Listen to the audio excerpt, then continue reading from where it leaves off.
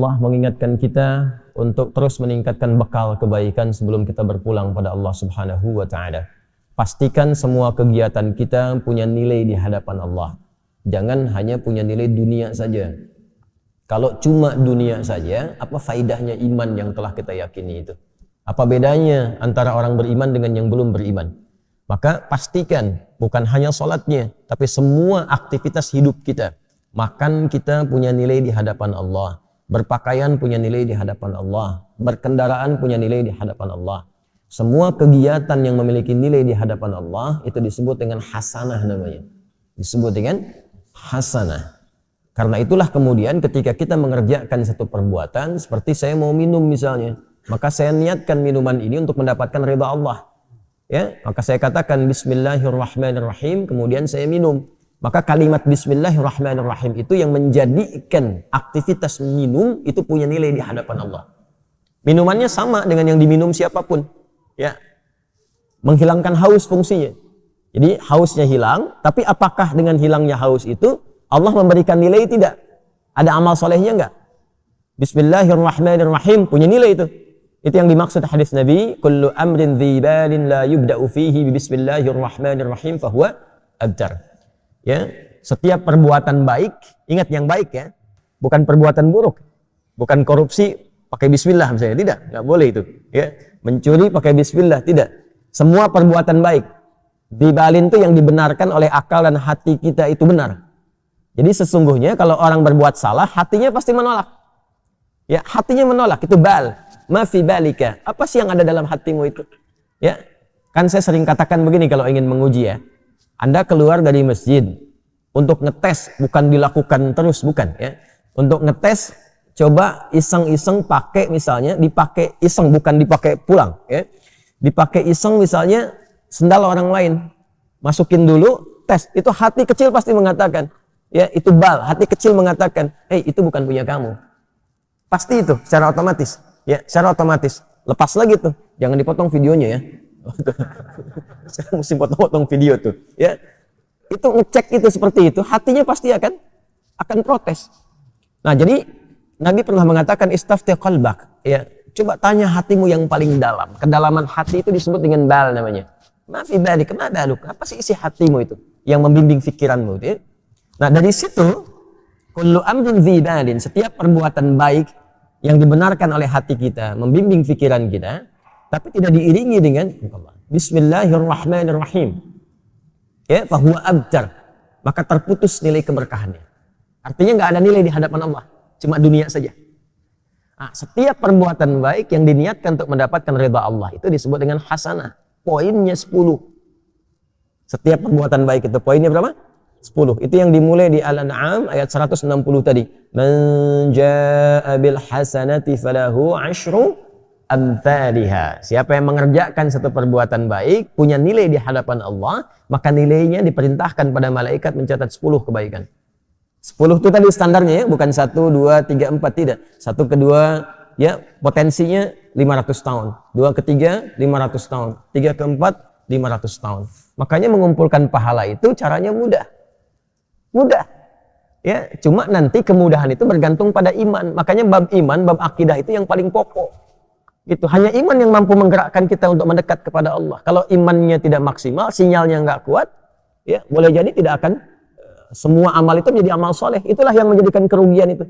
Dikasih waktu untuk beraktivitas, tapi aktivitas yang dikerjakan tak ada nilai di hadapan Allah. Karena hasanah ini yang dibawa pulang, bukan minumannya. Ya ini keluar lagi menjadi kotoran, ke alam kubur nggak ikut. Hasanah itu yang akan dikonfirmasi sampai dengan di akhirat nanti. Jadi di dunia dikerjakan, di akhirat ditampakkan. Itu yang dimaksud di Al-Baqarah ayat 201 itu. Wa minhum may yaqulu rabbana atina fid dunya hasanah wa fil akhirati hasanah wa qina adzaban nar. Kan? Maka di dunia kita mengerjakan itu, di akhirat dikonfirmasi. Konfirmasi itulah yang kita sebut dengan pahala itu. Jadi setiap nilai 1 ke 2, 2 ke 3, 3 ke 4 disebutnya ajrun namanya. Ya, nilainya disebut dengan hasanah. Hitungan 1, 2 ke 3 ke 4 terus disebut ajrun. Di surah At-Tin itu yang paling viral, lahum ajrun ghairu mamnun, ya. Nah, jadi itu yang disebut ajrun, kita terjemahkan dengan pahala. Jadi yang ikut pahalanya.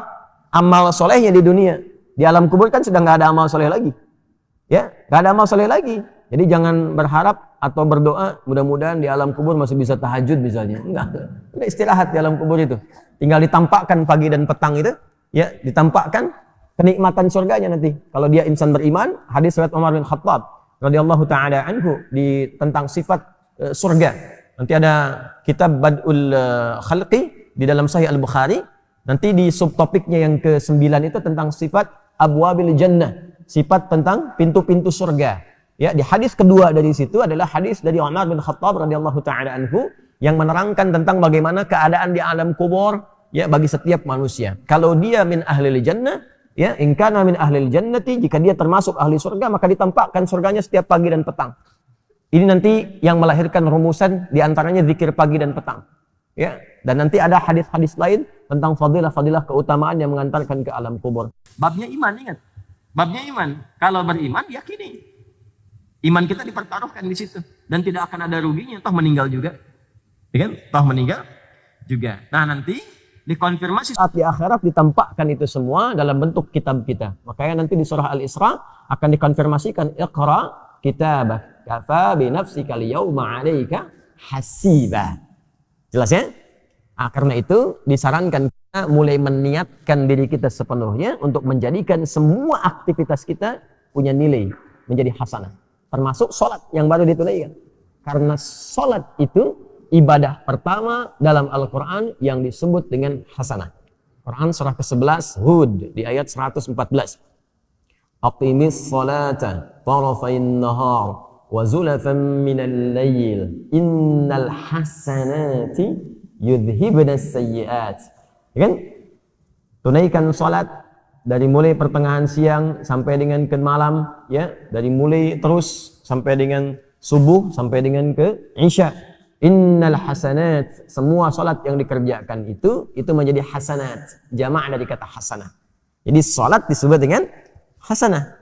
Karena itu rumusan ibadah kita yang dicontohkan dalam Al-Qur'an, begitu kita akan ucapkan dan mohon kepada Allah menjadi hasanah, salat didahulukan. Inna salati, teruskan ayatnya, wa nusuki wa mahyaya wa mamati lillahi rabbil alamin. Dan ini nanti akan menjadi salah satu di antara 12 doa iftitah.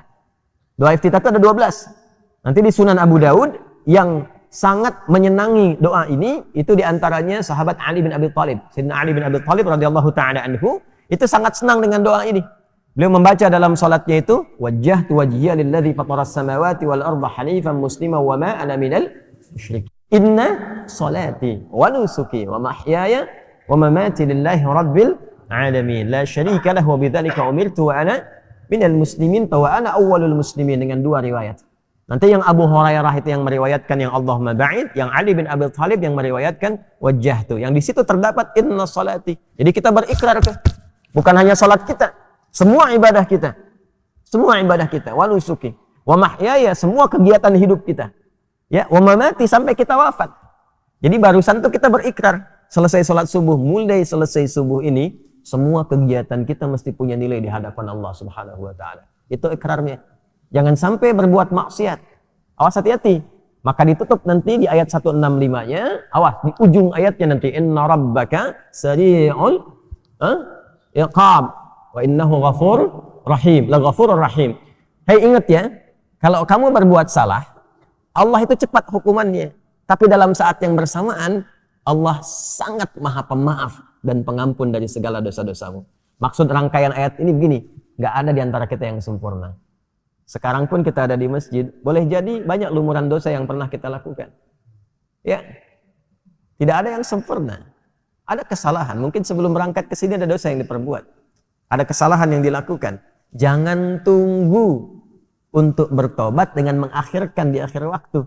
Ya, sungguh orang-orang yang menggantungkan waktu taubatnya itu di waktu-waktu yang panjang, sehingga boleh jadi maut datang lebih cepat dari apa yang dia duga. Orang-orang seperti itu mohon izin tidak dapat mendapatkan kesempatan taubat dengan maksimal. Maka kalau kita sadar berbuat salah, kata Allah, hei, jangan malu untuk kembali kepadaku, karena aku la ghafurur rahim. Sepanjang kau mau kembali, aku akan cepat mengampuni dosa yang pernah engkau kerjakan dan menghapuskannya sampai ketika engkau kembali. Jelas? Tapi kalau sengaja ditunda-tunda atau sengaja berbuat dosa, ada beberapa dosa yang dipercepat hukumannya sebagai muqaddimah saat di dunia. Bukan balasan aslinya, sebagai muqaddimah. Muqaddimah itu pun karena ada rahmat Allah di dalamnya untuk mengingatkan dia supaya kembali lagi. Ya. Misalnya pelaku riba dibuat susah, dibuat hilang, hancur harta dan sebagainya gitu kan. Nah, ada yang dosa kepada kedua orang tua. Ya, dibikin susah nanti di kehidupan, di pekerjaannya, sulit A, sulit B, supaya sadar. Itu nanti ada di Quran surah As-Sajdah itu. وَلَنُذِيقَنَّهُمْ مِنَ الْعَذَابِ الْأَدْنَى دُونَ الْعَذَابِ الْأَكْبَرِ لَعَلَّهُمْ يَرْجِعُونَ. Ya, jadi kami akan timpakan, rasakan ya pendahuluan hal kecil, hukuman kecil untuk menyadarkan hamba itu supaya kembali tobat. Supaya tobat. Jadi jangan tunggu dihukum dulu oleh Allah. Ya, untuk disadarkan supaya kamu taubat. Sepanjang kita merasa ada kesalahan, istighfari, minta ampun, kembali pulang, lalu setelah itu istiqamah mengerjakan kebaikan sampai kita kembali pada Allah Subhanahu wa taala.